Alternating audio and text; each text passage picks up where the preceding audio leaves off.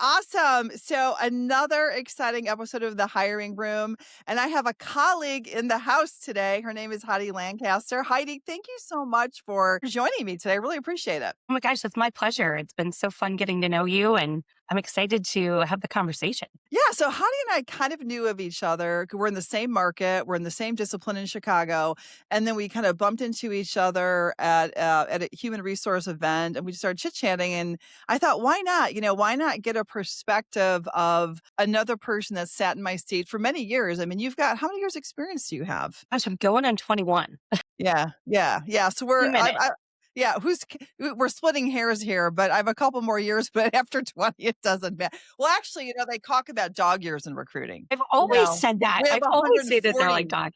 we have 140 years We do. experience in We do. recruiting. If we Oh, do yes. dog years, we got 140 years. So you worked for some of the bigger firms in your life. Tell me a little bit about, you went on your own and you're doing a couple other things. Tell me how different it is from your perspective in the seat now than it is when you're working for, I mean, how big was the biggest organization? It wasn't as big as Robert Half, but no, you did Yeah, work so for I've Half. been with I was with Robert Half. I've been with, what is, I believe now LHH. So those are the two bigger firms that I've been with. And I will say that, I learned such good technique and, and good habits Yeah. from my time at Robert Half. I mean, I really learned how to manage my time. I learned how to, really pay attention to all the different aspects of the business. And I really learned one of the things that they really taught me there was documentation and just, information is everything. Like you need to be able to look back at your relationships and tie them. So, Yeah. really being very strategic and very detailed. Where I feel larger organizations fall short is that they're very transactional. And so what Yeah. gets lost is the people aspect. And after all, we're in the people business. Like, these people, they're rushing through interviews, they're rushing through next steps, they're rushing through preps because they have so many numbers they need to meet that they forget to stop and slow down to speed up. And so, working for smaller firms, what I loved was they were extraordinarily people oriented, but both of those smaller firms I worked for were then eaten up by larger firms. So Right. Right. that Yeah. happens. Yeah. And so what I found on my own is that, it really allows me to just step back and learn the whole person. Because, one thing that we tend to forget in this industry is that the person who's your talent today could be your client tomorrow Well, and it's vice versa. exactly right. Every candidate interview is a client meeting. I mean, that's the It reality is. of it.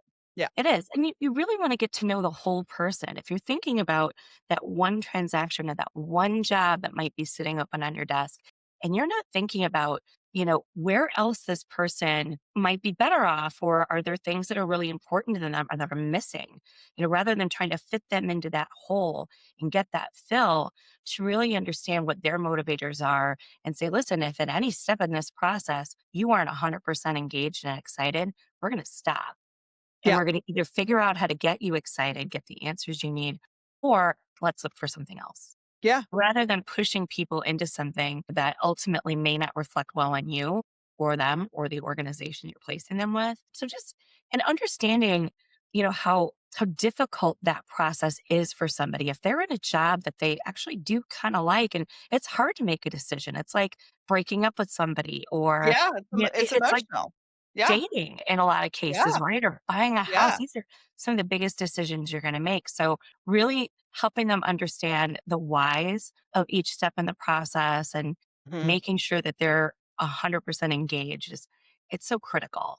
And Yeah. doing my own thing allows me to do that. Yeah. Yeah. You can play by your own rules, right? Which is a different Exactly set of right. rules.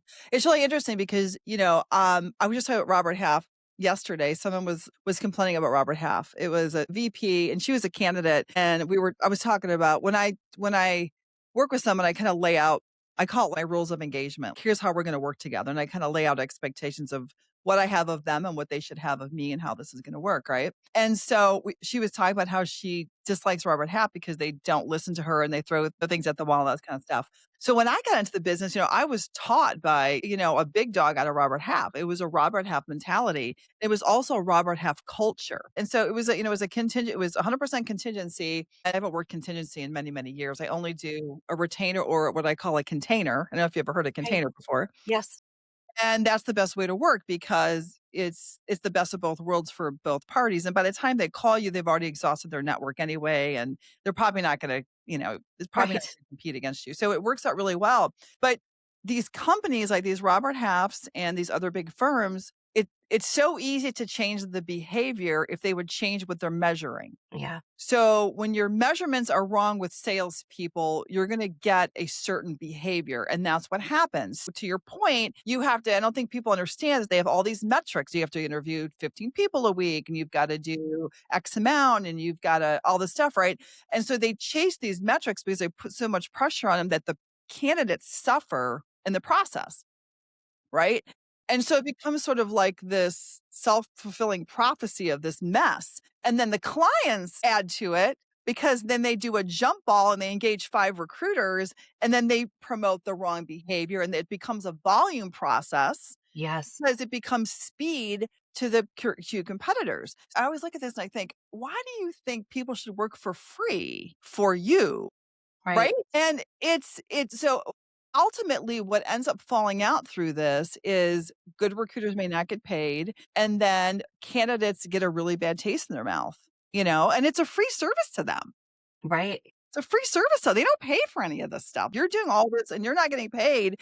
The client pays you. So the model's broken but it's because they run it as sales organizations, not as human organizations, to your point. I always told my people when I train them, I always said, if you put the person first, if you put the candidate first in the process, everything will fall into place. Yes. It'll Well, just it'll it just happens fall in into place. all these organizations. Some of them do customer service really well, and taking staffing out of this mix. But if Okay. you look at different organizations that are well known for excellent customer service, they have incredible internal customer service as well. And that is half the thing is like your people are happy and your candidates are happy, your client's going to be happy. Yeah. It's really just a cyclical thing. And, if Yeah. any piece of that puzzle is broken, if your employees aren't happy, trust me, your customers are going to feel it, and your clients are Yeah. going to feel it. Your Yeah. product is your talent, and Yeah. staffing. They're going to feel it. So, really just kind of making sure that there is a people first mentality Yeah. at all levels is the key, I think, to success. It is, it is, and also just flushing everything out on the front end, just flushing all the deal breakers on the front end, just flushing it. I said, "You're not in the business of convincing anybody of anything. You're Yes. presenting information, and either it matches what you want or it doesn't," right? So, it's a complicated process, and there's the other thing that I think both recruiting firms and hiring companies, I think that I see a lot of improvement, or I should say maybe a lack of sensitivity. People are leaving typically, say they're working, right? They're leaving something stable or someone's paying them, and you're asking them to completely change their life. Sometimes in a very short process, sometimes they're not thorough with it. And if you think about what the impact is on your family and your commute and your life and what you're going to be like every day you're going into this new team, it's a big Right. decision. And I feel like people don't acknowledge the emotional stress and the toll it takes on people. I mean, back in the day it was always time kills all deals, get this thing done quickly.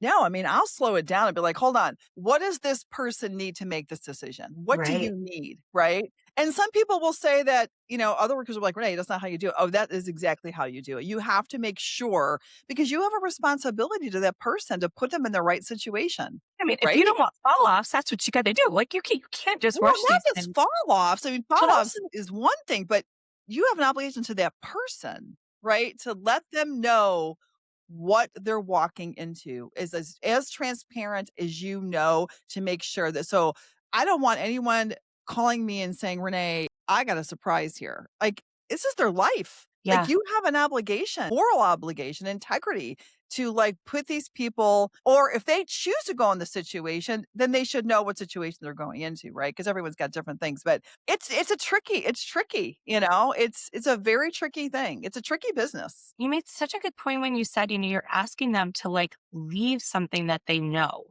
and Mhm. move into something where there are a lot of unknowns because Yeah. you can tell them all about your company culture and give them this shiny, snow globe situation for them to walk into. And when they get there, like you said, if there's surprises or if they're like, this is nothing like what I was told this was going to Yeah. be, that's a rotten situation. And everybody's afraid of that because we've all, especially with LinkedIn, we hear so many horror stories from people where like, My gosh. how was I sold a bill of goods? Or, oh, I cannot believe that I took this job. It was my dream job. 6 months later, they're doing layoffs, where you're hearing these stories. So it's scary for people Yeah. to make that move. And the more transparent you can be, and I think that comes internally too. With it, we've seen this happen that leaders just aren't on the same page. We're going to force this hire to happen. And then they're like, ooh, maybe we need to do cuts. Well, maybe you shouldn't have been hiring. Well, how did you not realize 3 months Yeah. you know what I Yeah. mean? Like, Yeah. you need to be aligned internally on what you're looking for. That's part of the problem with some of the long drawn out hiring processes too, is you've got too many cooks in the kitchen. It's like, Yeah. Well, there's no clarity, right? There's no clarity. yeah.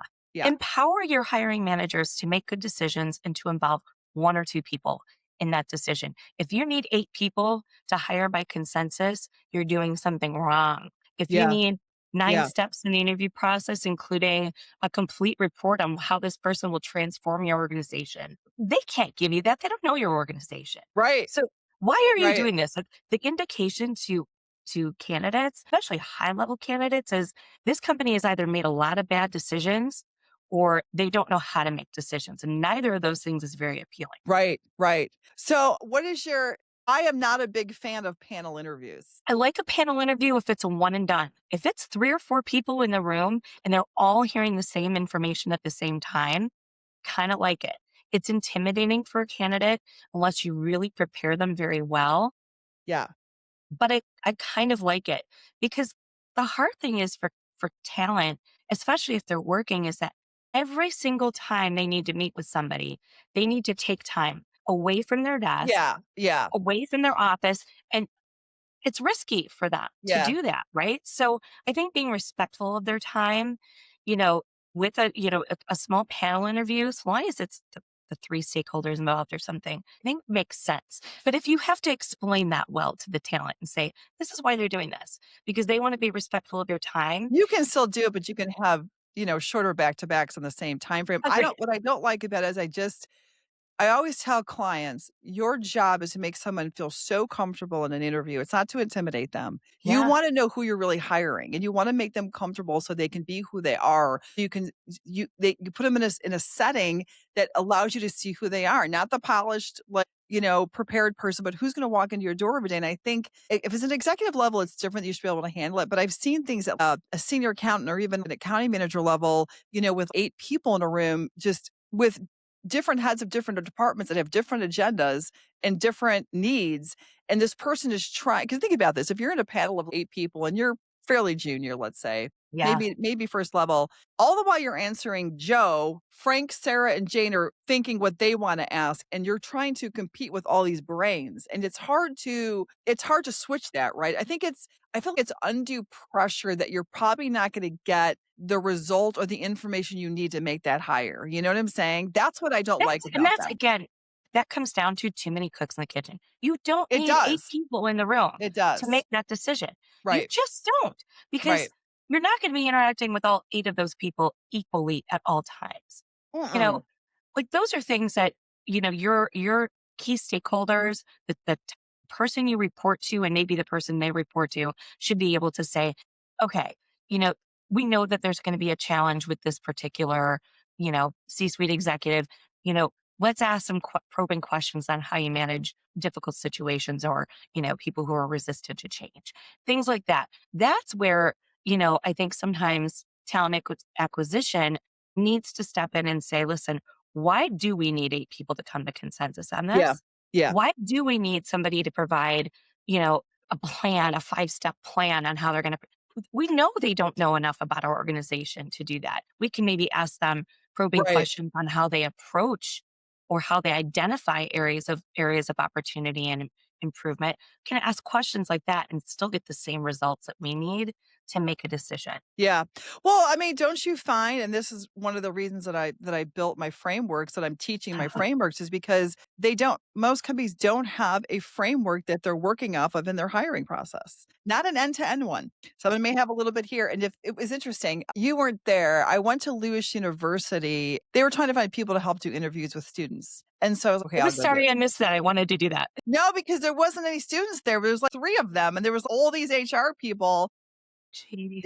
It was a disaster, but they did a whole panel of 8 people, and I wasn't on the panel, I was just kind of observing, and I think that one of the, whatever, the person who was chairing the meeting asked a question of these 8 people, and the question was something to the tune of, "What is your hiring driver? What are you looking for when you hire someone?" It was something vague like that, and every single person said something different. None of them were talking in the context of a process or a framework or a system at all. And it was very personal. It was, I don't like when this happens. I don't like if the resume looks like AI, I throw it in the garbage. I don't like if they get too personal with me. And I was like, oh my God, this is the problem. Right. Yeah. Because everybody is the expert in hiring. If you talk to hiring managers and they'll say, well, how do you like to interview? Or tell me about your process. They'll be like, well, this is what I do. I do this and I do this and I ask this question. I'm just, well, why? Well, because I think this and I think that, and everything is I. Nothing is about the ecosystem of a process where everyone's telling the same story. We've decided and we're clear on who we want to hire and how we're going to test that Yeah. through questioning and attributes. There's no ecosystem. It's crazy. And what makes me nuts, Heidi, is, in business, we have a process for everything. Yes. Operations has a process, manufacturing has a process, ERP system has a process, implementing your CRM and getting your information that you just talked about, there's a process there.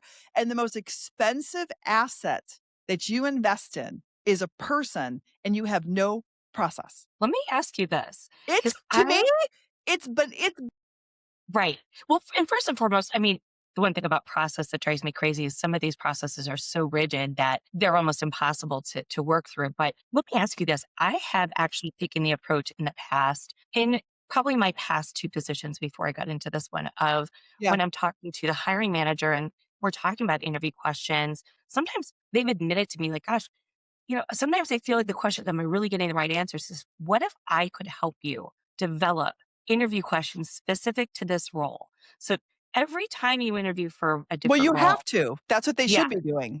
but they don't know how to do that, and their TA team isn't doing that for them. So, I have actually worked with them to say, all right, what are the key things that we're looking for here? What if I can come up with 2 to 3 questions for each of these things that'll help you really get to the nitty gritty? And what if I promise you that I've screened through that prior so that when they come in, or I'm not going to coach them on these questions, but that they'll be Yeah. fully vetted. Yeah. And I have found that in working with the hiring managers, and this is no shake on TA because I love TA people, they're my people. But sometimes if you're going to take the time to involve an outside firm and potentially pay a fee, you need to set them up for success. Yeah, If you absolutely.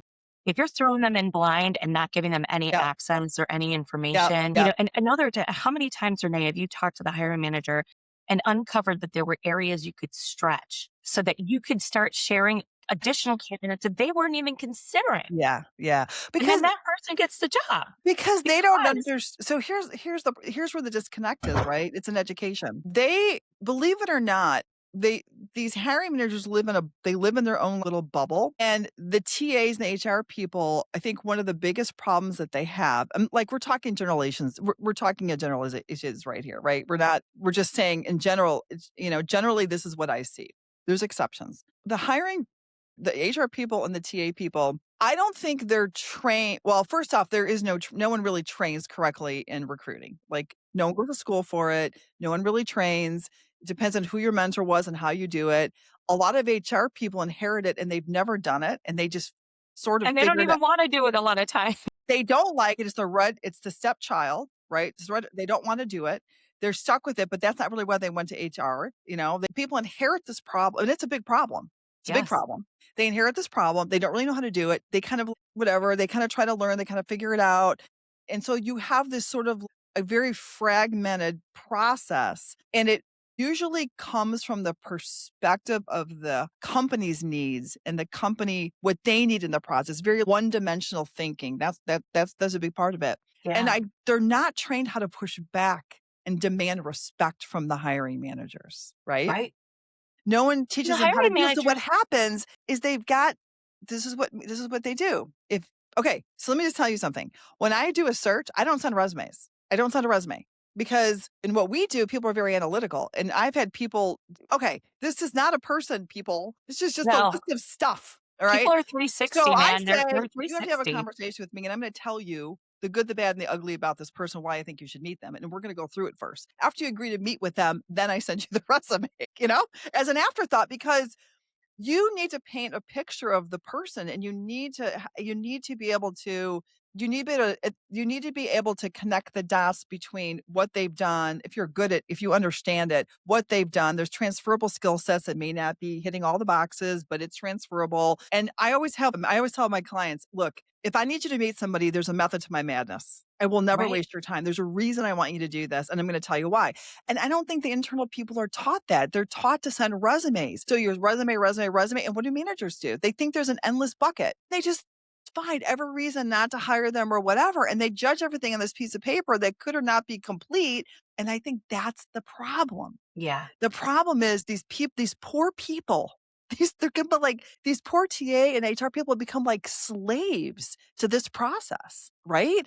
And It's so that interesting. is the problem. Yeah. That's the problem. And so then they treat external recruiters the same way. Just send me people. Send Yeah, me just send me people. resumes. Just Send send me me people. resumes.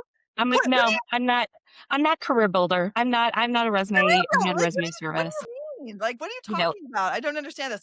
But I think that's the crux of it. I think internally it's a really hard job. I think it's a thankless job. I think the hiring managers are out of tune with how difficult some of the positions can be and what the market's like and the confusion. And there's just a lack of training. And that's why you need a whole ecosystem. Yeah, we can have some impact by saying, let me devise your questions for you, but you got to get everybody on board. right. Well, that comes from the first conversation and insisting that the hiring manager All the and people that are yes, involved in the we're process. all going to be on the process. I always follow it up with a very comprehensive email, including everything that they promised they were going to do, Oh, that's a everything I good idea. promised I was going to do. And my recommendation is always that every submission of every candidate be submitted through that same chain. So they're not looking for 50 million emails.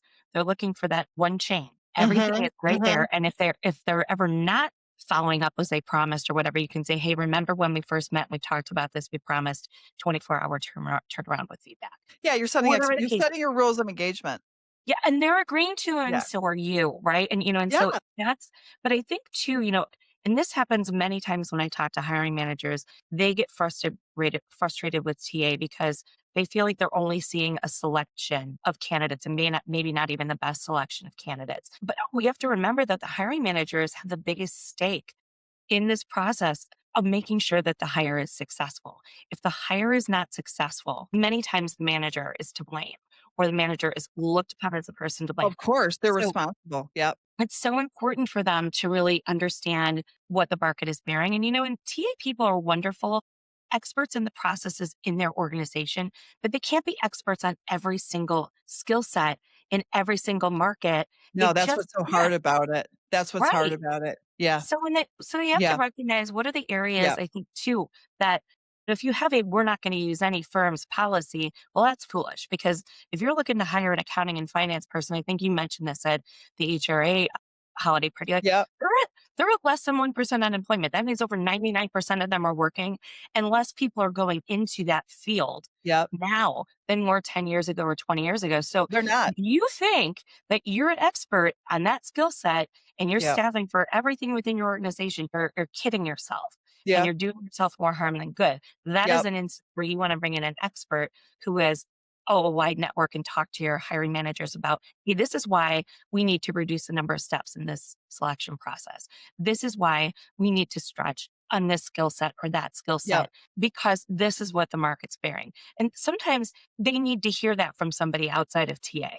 And that's sad, right? It's a third party has more credibility than the internals because Like your marriage counselor is going to say something, you're like, oh, that's human nature, right? Like, right. it's human nature. People will listen to outside people. I know it's an interesting thing, and it's very complicated. There's a lot of moving parts to it, and I haven't seen an organization. I'll tell you one of the best organizations, one of my really close friends was a CFO of Fat Brands, and I've known him forever. So I know I just know how he thinks. So I can hire for him really easily. Not to find the people, but can get people hired because I just know who's likes who's not gonna like.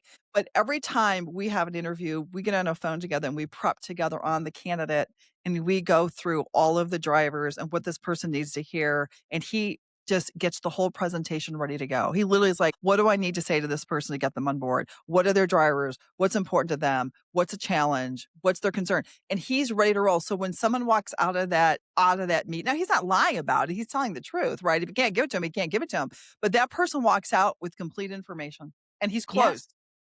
He just knows how to close it. And if everybody would do this, life would be so easy, right? Your point about their drivers is one of the things that I think most external recruiters completely miss.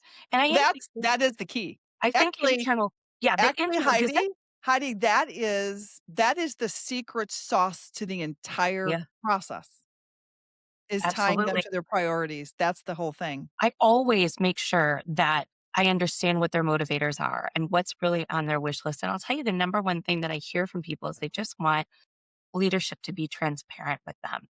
They want clear and open communication with leadership.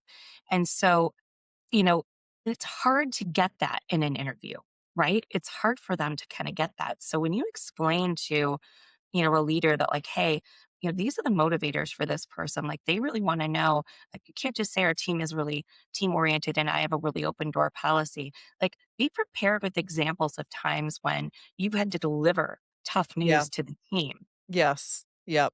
Things like Yep. that, and really being able to coach them on, what's going to make this person feel like, hey, good, bad, or ugly, I'm getting it from this person. And Yeah. that's really what I need from Yep. my leader.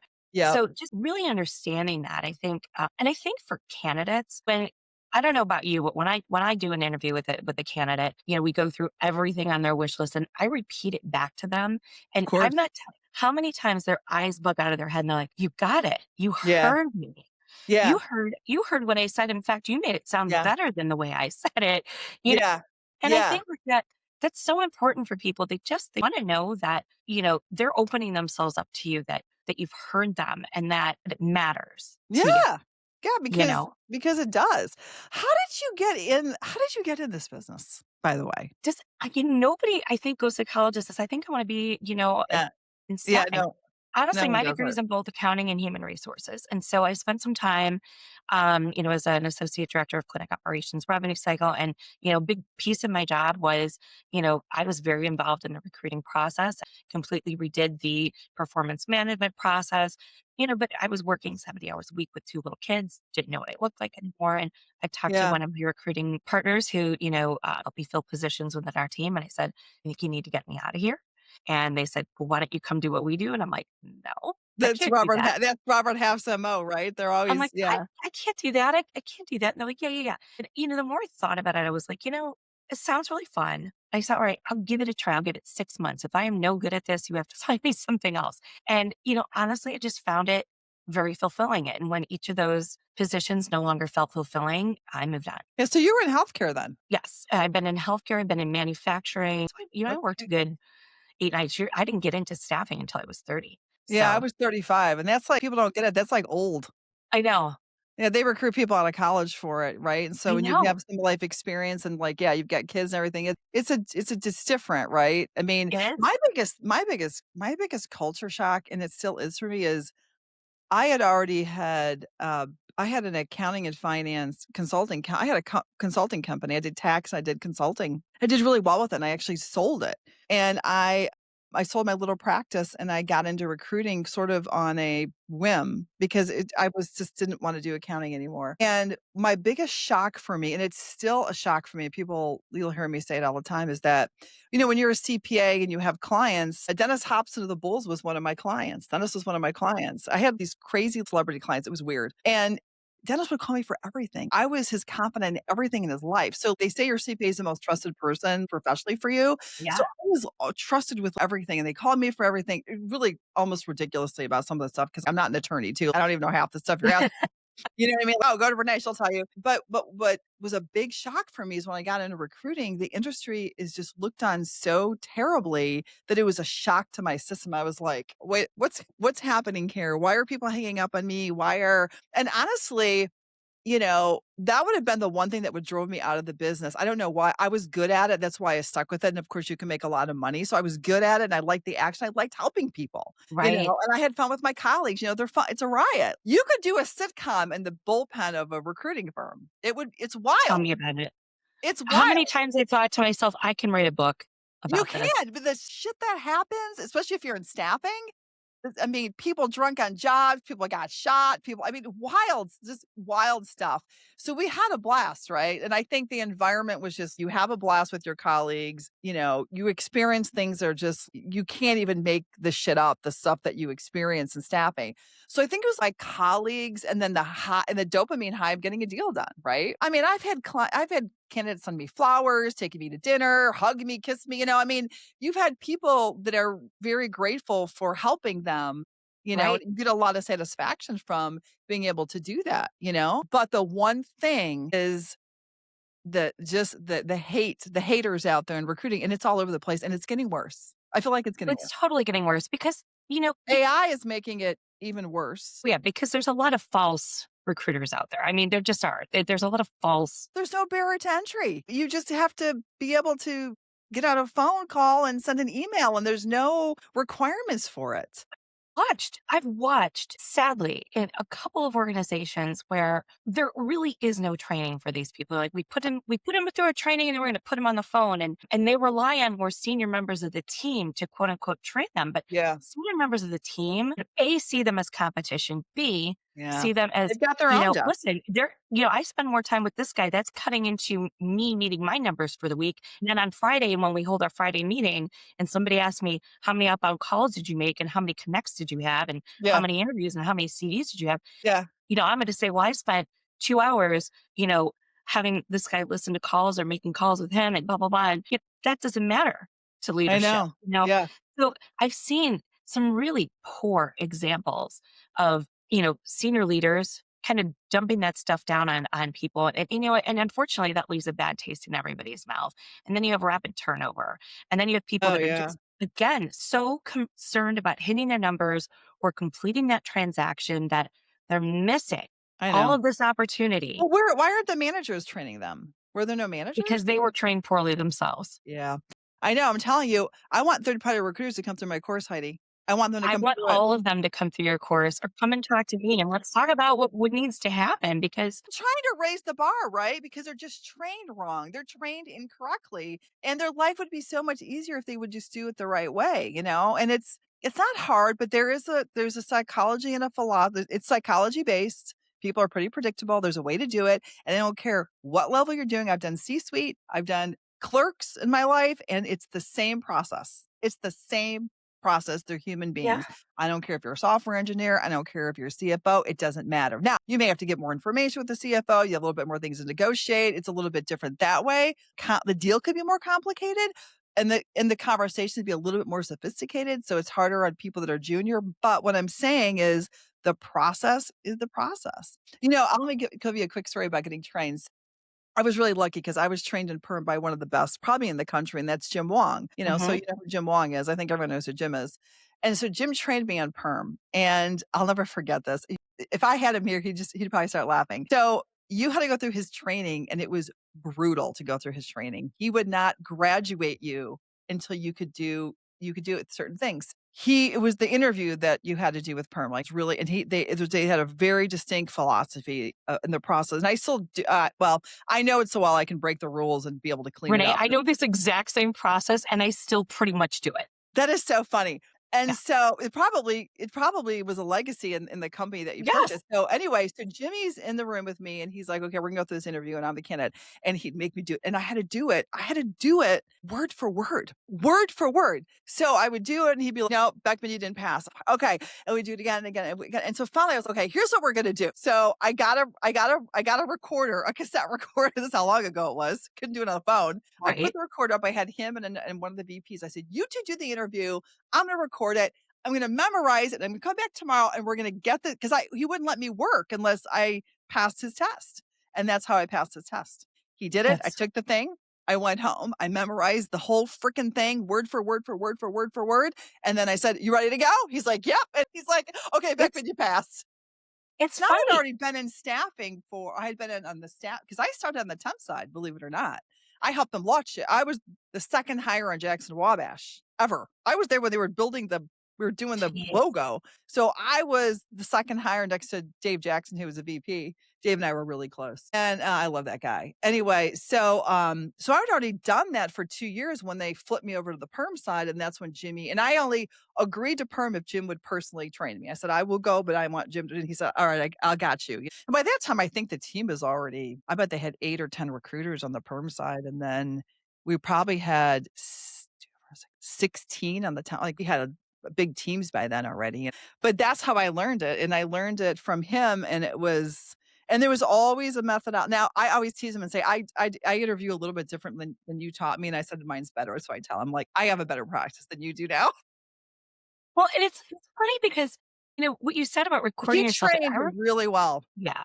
When I was a program half, they did this escalated training that, you had to be at a certain number of hours and revenue before you could go do this second top tier training and everything when we went. Mhm. Again, back in the days of cassette tapes, right? You had to come prepared with call lists and everything. You were ready to execute. There'd be some training in the morning, and then you do call blocks in the afternoon. And Yeah. Gosh, I forgot these recruiters, terms. I've been out of a firm for 10 years. Call blocks, call CVs, blocks, call call blocks and blocks. CDs. And Everyone on yeah, the phone at the same time. Let's go. right.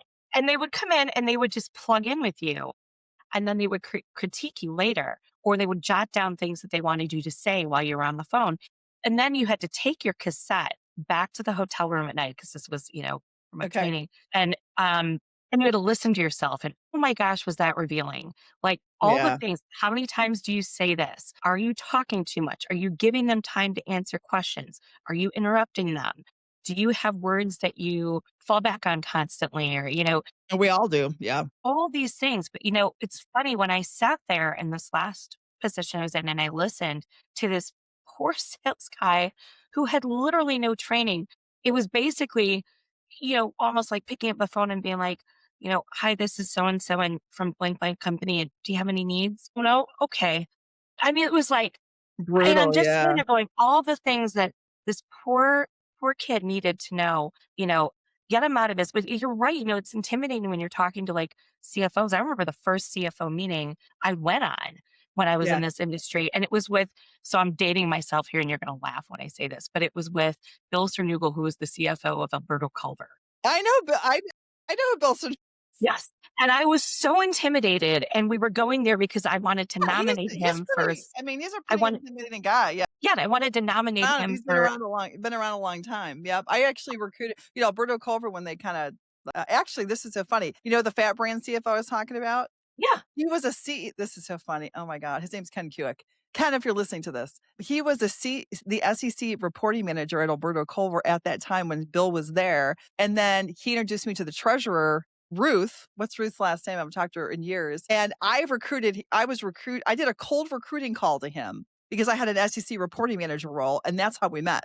And all these years later, we became friends over the years, really built a lot of his teams. So let me But, tell you about Bill, because you're going to laugh when I tell you this, because I because I was think so nervous. Roberto, did they sell or did they go They sold to private? Unilever. They sold to Unilever. That's right.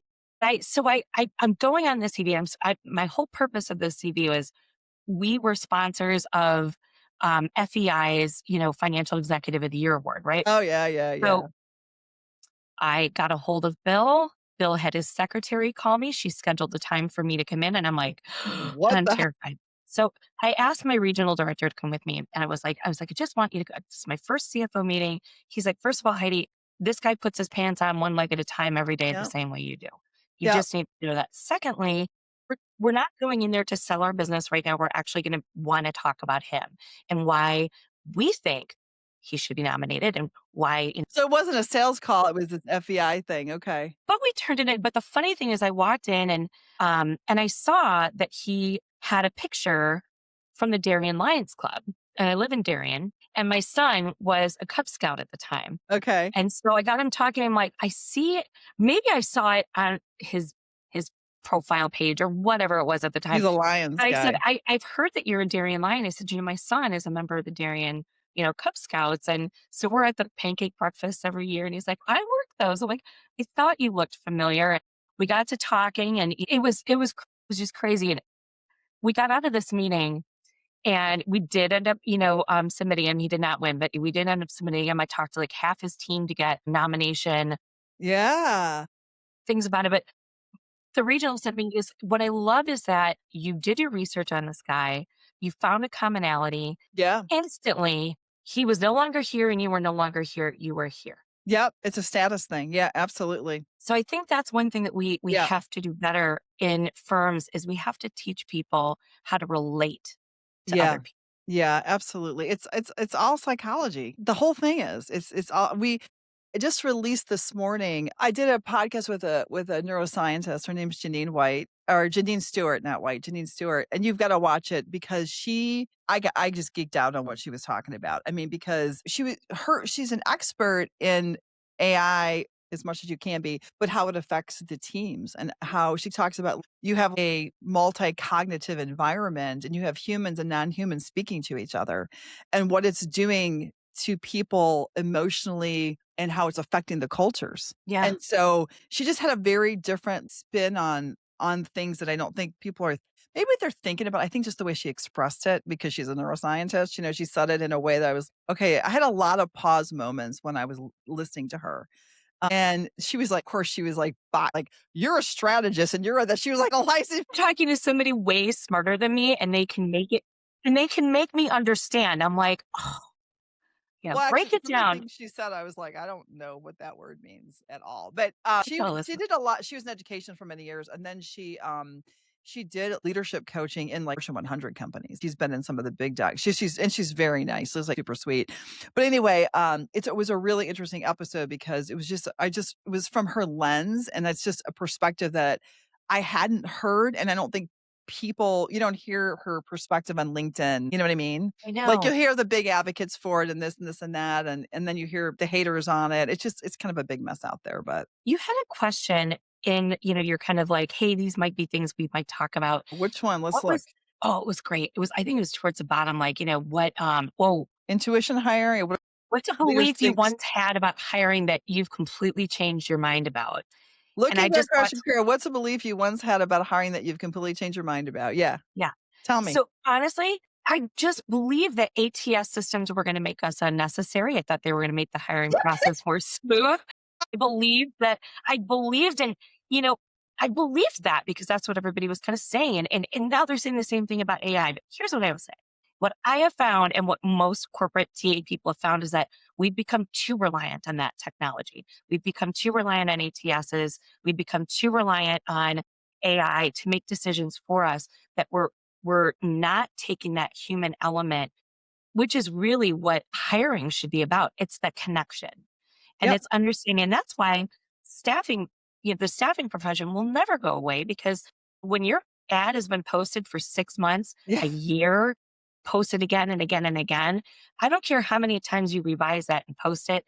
Anybody who has seen that it's been posted before is not interested. No. They know something's broken. Once you then involve a firm like us, especially good recruiters who are like you and I really want to get to the heart of the matter and really want to get into the human connection, all of a sudden we find people that may have even applied for that position that never even got a call back, that It used to happen never get a all response.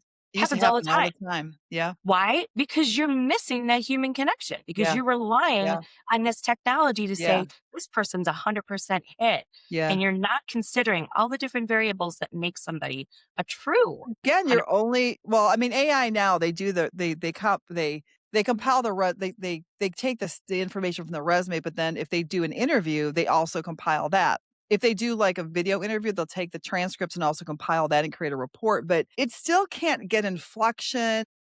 You still have to ask the right questions, right? So, right. if someone's doing a bad interview and they're not pulling out I mean, here's what I tell clients all the time when they're like, "Oh, I'm not using a recruiter." Do you wanna hire a candidate or you wanna hire the best candidate for the job? Because the people that I know, some of the best that I know, my friend that I was talking about, Ken Kuick, he's never applied to a job in his life. He's not applying. The people that I know are never gonna apply to your ad. That's the whole point. They just wait for recruiters to come to them. So if you don't have a recruiter trained in your organization to do that in the right way, you're never gonna get these people, and I think that's the big miss. That's where they miss everything. Well, and is that what Like, you want your candidate experience to start like, with a bot? well, Is that some of the honestly, people that I you're going know, to talk about what an or because your employee they won't experience. engage in it. These people won't No. engage. And the If employee I told my experience. friend Ken their first interviews with a bot, he'd be like, nah, Yeah. I'm out." I mean, even if they start with a junior HR partner and they aren't ready for his persona, he gets turned off by that because he feels like they're wasting their time. So you've gotta when you get these people in that can transform your organizations, when you're interviewing people like that, you better have a freaking game plan, man. Yeah. You better have a game plan, and I would not lead with a recruiter. No, absolutely not. Because it's It's kind of like, crazy. well, it's kind of like almost like saying, all right, I need to find Mr. Right. I'm going to go through a matchmaker. Now, your matchmaker is going through every single dating app for you. And by the way, they're also going to go on your first dates for you. Yeah. Is that how you want to start off a relationship? Yeah. Yeah. No. It's I don't know, I think because 'cause we're in it so long, it's so clear to me what needs to be done, and it's just so unclear to most people that are in these positions. I just don't feel it's wild, and so, I don't know, I have the answers to this, really, Heidi, I have the answers, and I think that I just have to just making a commitment to get the word out and get people to do it because there's a lot of work that could be done in this area that could transform organizations. And there's so many people with good potential that could be really amazing recruiters and could really With just transform a this little bit of industry. tweaking. Just a little bit of perspective and Yeah, guidance and, and I don't know, just coaching really could be yeah, amazing at this. And yeah, we're letting them down. And you know what? yeah, Well, we're not. You and I aren't letting them down, but yeah. bigger firms are letting them down. They are letting it down for sure. What do you do when what's your take on, gut hiring, intuitive hiring? Because when you talk to managers, you'll say, "What's your philosophy? How do you go about it? How do you go about an interview?" If you ask them, they'll say, "Well, I just know. I just go by my gut." What's your take on that? I think a lot of people confuse their gut with their heart. I really do. I think a lot of people are like, ooh, I really like this person. And they don't necessarily, but their gut might be saying, but that person is shy of this and shy of that. Like, do you want, you know, I know we all like to surround ourselves with people we like, right? But in the Yeah, workforce, there's a difference. I know you had a question about the difference between culture add and culture fit. Culture fit is what feels comfortable, right? yeah, These people work, they have the same values I do, they have the same work style I do, and they're going to fit in. yeah, Culture add is what are we missing on this team that's going to complement what we already have and elevate our team? yeah. And That's so a that's great where I think gut, point. sometimes we let ourselves down when we say, my gut's telling me this person's going to be best friends with me and this other person here, right? Like they're going to be great. Likability But is a big deal. yeah, but Likability my, factor, it my, really is. my heart and my head are telling me, hey, this is an area where we have an opportunity to elevate and grow. And this person brings this perspective and this skill set that's going to complement this team and help us get to that next level. And you know what? That's also going to create a really strong team dynamic. It's kind of like a sports team mentality, right? Yes. Yeah, I mean, if you put 5 Michael Jordans on the Bulls, they would have failed. You can't do They would 5 Michael fail. Yeah, you need and that's how sports teams are like, "Who do we need to complement this person? Who do we need to be the second man or the A man or the B man, or what do we need here?" You're exactly right, is you do need to look at the and also, I did this reference years ago. It was with Knowles Electronics, I'll never forget it. It was the owner of Knowles Electronics. I forgot what his name was. He was an old man, he was in his 70s, and Yeah. we were doing a reference for somebody, and he said, I don't know what we got off on a tangent, and he was talking about how he hires. We're talking about hiring and things, and he said, "I always hire for my warts." I said, "What do you mean by that?" He said, "I always hire somebody that can do something better than I can to complement me. I don't need someone that can do what I do. I need someone to hire that I can't do." And it stuck with me my whole life. Yeah, you're right. Hiring for my warts, right? It's kind of like I would when I was running my firms, I needed a really strong admin. I needed an admin because I'm like a tornado in an office. And so I needed somebody to keep me organized and keep everything where they need to go. And actually, my cousin was our admin for 10 years, and she would be just go to lunch and I got this. Don't touch anything. Don't go to the files. Just do anything. I got this. So I know what I need to hire around me with my team. I know my personality. And yet you don't want 2 Renees on the team. Well, maybe you could use one of me, but you don't want a whole team of me because it would just be probably too much chaos. But you do need, some of the best recruiters I've had were very quiet people, Because they're that good listeners. They're good they're good listeners. listeners, but some of my best recruiters followed a process. They didn't intuitively have an engaging personality or everybody liked them or they could fly by the seat of their pants, but they followed the process. They followed the formula. And that formula got them results. I'm like, just follow the formula. And some people Yeah. say, "But Renee, you make it look easy." No, no, no. You need a structure. Once you have that structure, then it's kind of like an artist, right? Once you understand the mechanics of it, then you can break the rules if you know how to bring it back together. And when you get really Right. good at something and you really understand it, you can do shortcuts if you know how to clean it up. Like in the day when I would do Jim Wong's interview, everything was perfect. If I'm meeting someone, I don't have anything for them. I'm not going through our other RFLs. I may get their story, I want to know what their priorities are. I want to know what their drivers are. I want to know some key things to call them. And I go, "Look, I'm not going to go through all this with you right now. I don't need to know what projects you did. I understand the companies you're with. I understand if they're public. I understand if they're private. I understand their structure. I understand what they do. I understand how you fit into the team. I understand all this. This is all I need to kind of, and I understand what your priorities are. Here's are your drivers. That's really what I need. When I Yeah. find something I think makes sense, we're going to have another conversation. I'm Yep. not sending you a job description, by the way. I never sent a job description. You got to have a conversation with me. And then we'll talk through this. And they're like, "Okay, I get it." Right. So I don't do that. But back in the day, you had to go through every single thing. Now, if I Oh, was yeah. running a firm with multiple people, if I was running a firm with people, I would have them do that. You have to. Yeah. Because you have to have some sort of You standard have to. But practices when that you're on people your are own, following. I don't have to do that. Like I don't have to Oh, spend all that time with them to do that kind of stuff. no. But when you have that kind of experience, you can piece things together a lot. And if you do a lot of work in a region, you should know a lot about those companies that you're seeing on the resume too, right? Right.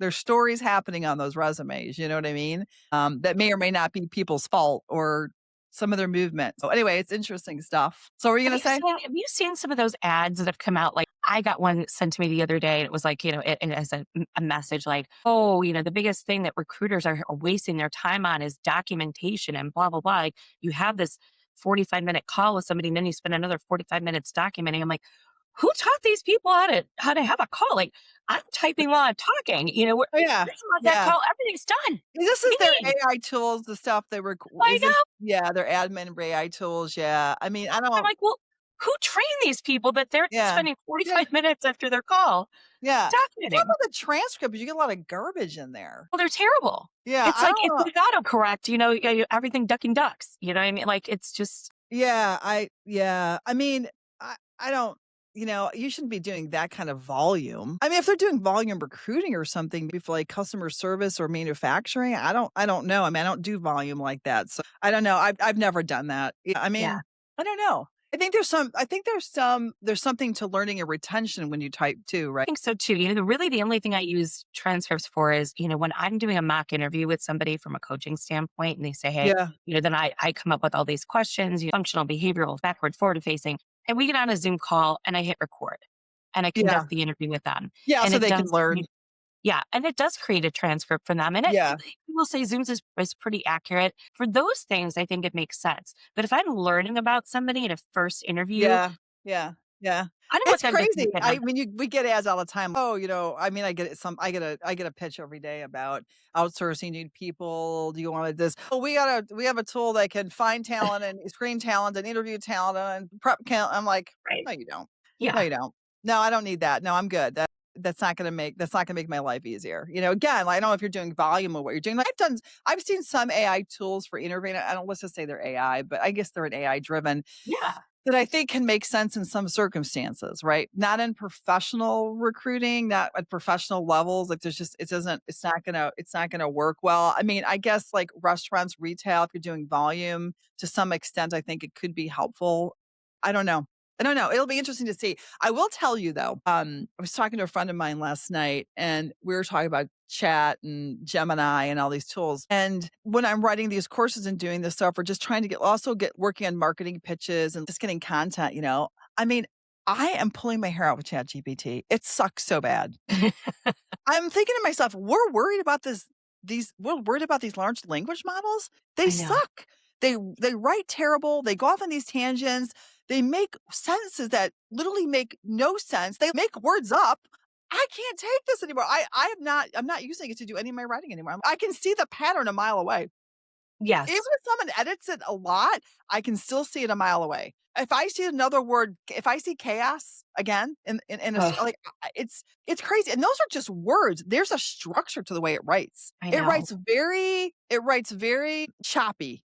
Very choppy and choppy isn't the right word. It is choppy, but it's incomplete the way it writes. Well, even if you've looked at, I don't know about you, like, if you post something on LinkedIn, like, post a job on LinkedIn and you get all these people applying, and then you have all these people message you, right? And all of them are using the LinkedIn AI to message you. And everyone's I don't know. sounds I've never used exactly it. the same.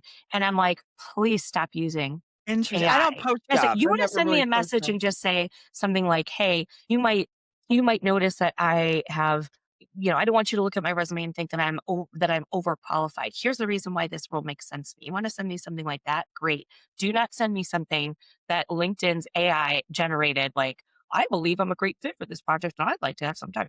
Every one of them sounds exactly the same. Like, if you want to message me something that you created on your own. And That's I will tell you, interesting. I will say that I do use AI for a couple different things. One, I do for research. I'll say, listen, ChatGPT, can you find me? Just be careful because it's wrong Well, most no, of no, the no. time. Here's what you have to say is you have to be very explicit and you have to say things like, and I want the sources cited. Now Yeah, there you're yeah, going to get much more accurate yeah, I information. get it. Then Yeah, when yeah, I put together what I want to say, I might throw it through chat GPT and just say, without changing a single word of what I've written, sure, please optimize this for sure. LinkedIn. So it might just put breaks in where people naturally are going to look for breaks in their Right, conversation. right. That I think is where it's really useful. But when it comes to content creation, if you're using it, it's spot on. Everybody will notice it. And you've seen it. You see it with people's resumes even. You're like, wow, it's almost like they just took my job description and put it on the resume. Yeah, yeah. I mean, I think it's just it's interesting, but when you use it, because I use it every day. I mean, I use it for it does real well with if I take this transcript and I upload it and I say, get me a summary for YouTube or whatever, it does a regular paragraph summary really well because I'm giving it all this great content. So it's not trying to make it up, right? Yes. It's pulling it from the content and it does a really good job. But if I give it minimal information, it'll just go off in some crazy tangent, and then I have to 20 prompts later trying to get it back on track or something. Right. It's a crazy thing. It's a crazy thing. But anyway, it's interesting. But I've kept you an hour already, so I know you've got things to do. But yes, but thank you so much. I so appreciate you Welcome. coming on and Thank you for having me. This has been so fun. And, it's nice good. to hear other people who feel the same way I do that, like, hey, there's some really amazing people in this industry. You There know, really is. you might You have just have to to kiss find some them. frogs before you find them, but, here we are. Well, pretty soon, Heidi, I'm gonna change that because we're gonna put him through this process and put him through this training, and then I'm on this quest to upgrade this profession because man, oh man. Well, I will fly your flag because that's Thank you, awesome. dear. I appreciate that. All right. Thanks so much for coming on the You're Hire fun. Room. Heidi Lancaster, you guys, she's a rock star, and you can find her on LinkedIn as well. She has some career coaching too, so that's super fun. So, she's got a lot of years of experience. I really appreciate your time. Thanks for joining me in the hiring room. If you like the podcast, please subscribe below and share this episode with someone you think that would benefit from it. We're always looking for good people to interview. So if you have a referral, comment below, or you can email me at renee@mseedinc.com. Thanks. Till next time.